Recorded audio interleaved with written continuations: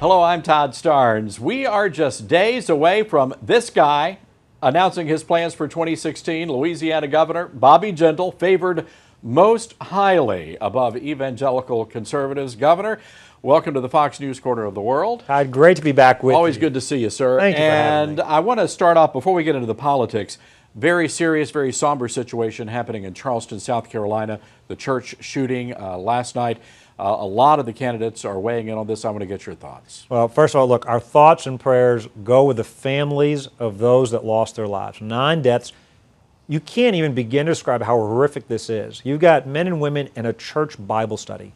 Todd, they're coming together to pray, to worship God in what should be a sanctuary. What we've learned since then, somebody comes and sits there for an hour, shoots them dead, and then leaves some alive so they can go and tell the world what he has done. I'm glad the authorities have caught him. I'm glad that he can be brought to justice. But as a country, our thoughts, our prayers need to be with these families in South Carolina. It is so troubling in a place of God. As a Christian, obviously, I believe that there is another life. And I do believe that at some point in God's kingdom, we can begin to understand some of the awful things that, like these, that happen. Our hearts break for these families. Again, let's just keep them in our prayers. You know, Governor, we see a nation that is, quite frankly, in moral decay.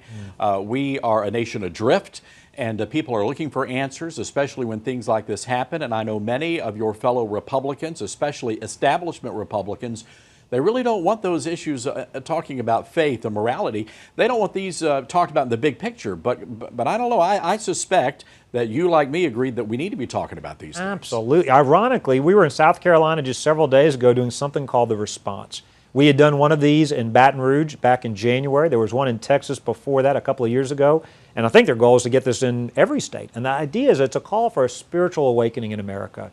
If you study America's history, we've had these times of spiritual awakenings when our country needed it most. I think we're in one of those times right now. I think we do need to be turning to God. I think that, there are those on the left that want to take God out of the public square. They want to make this a secularized country. That is not what the Founding Fathers intended. I think one of the big policy fights going forward is going to be this idea of religious liberty.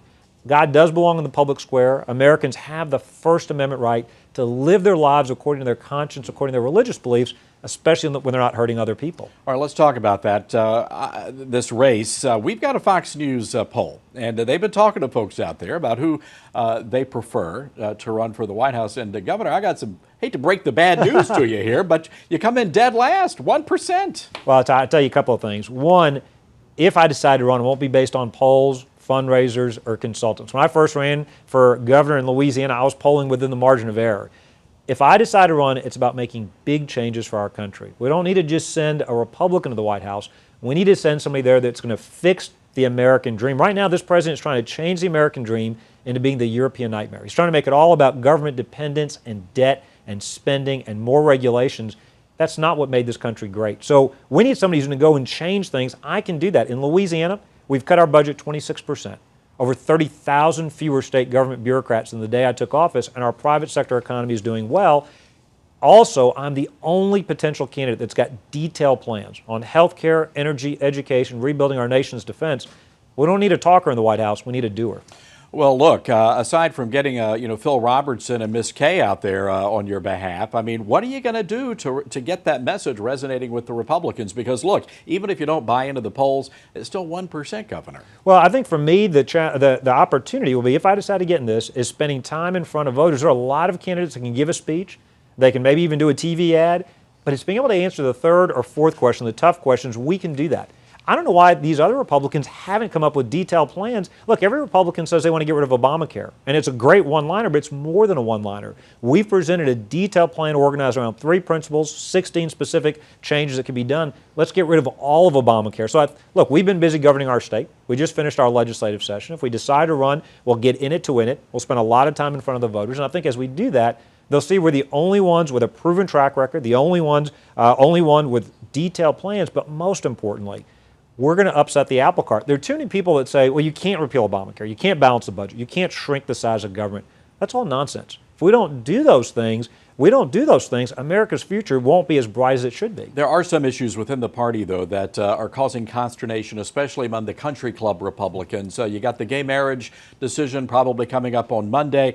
Again, the Republican establishment, they don't want to touch this. I want to get your take on this. Well, look, my views on marriage aren't, quote, evolving or changing. Unlike President Obama, Secretary Clinton, I believe in the traditional definition of marriage is between a man and a woman.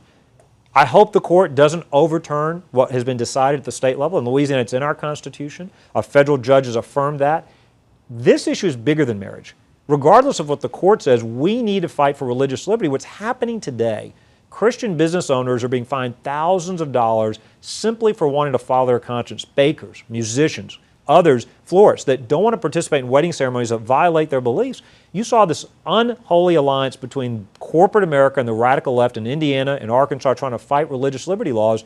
We as conservatives need to stand up for that and say that we need to remind corporate America, by the way, the radical left wants to tax and regulate them out of business. They think profit's a dirty word.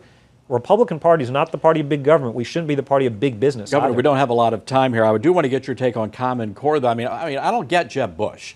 Common Core, why is he out there still defending this? Common Core teaches kids to hate America and that 2 + 2 does not equal 4. So what's going on here? Well, look, I'm strongly opposed to Common Core. We've got a federal lawsuit against Arne Duncan saying they violated the 10th Amendment to the Constitution, trying to force states to do this, threatening them with their own tax dollars, with the holding back waivers. We also have passed some good bills in Louisiana to get us out of Common Core. You hit something very important. One, look, philosophically, I don't like this top-down federal one-size-fits-all approach. I trust local parents and teachers. Secondly, any parent that's undecided about this, look at the math. It makes absolutely no sense to a lot of our kids, including my own children. I will say this, Republican voters will have a choice. If they want somebody who's truly against Common Core, they'll have that choice. If they want somebody who's for it, they'll have that choice as well. Primary voters will get to decide. Governor, your fellow Republican candidates, they're about to hit the southern states, and this has been a disaster for some of the northeastern folks, Mitt Romney and the Grits, for example.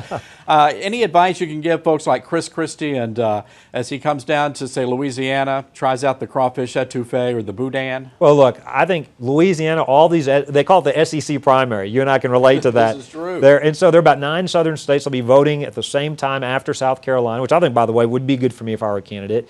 But I think that in the South, just like in Iowa and other places, we want to kick the tires. We want to look the candidates in the face. We want to hear them answer the tough questions. They should be themselves. They shouldn't pretend to be something they're not. But when they come and talk to us, tell us about their policies. Tell us how they plan to restore the American dream. Tell us how they're going to win the war against ISIS. Tell us how they're going to stand with Israel. Tell us how they're going to stop Iran from getting a nuclear weapon. It's not enough just to criticize President Obama. Tell us their vision for going forward. But most importantly, look us in the face, be honest with us. And Governor, have you got a theme song yet? You know, Donald Trump ran into some problems there with Neil Young. What's on, you got the playlist? Yeah, we haven't settled on a theme song. If we decide to, we are making our announcement next Wednesday, June 24th.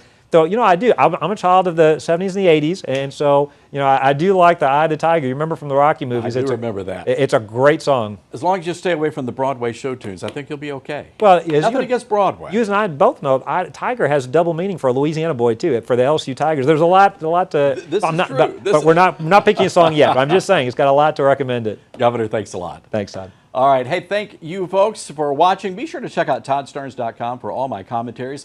You can also sign up for the most important newsletter in the history of newsletters, my newsletter, ToddStarnes.com. Thanks for watching.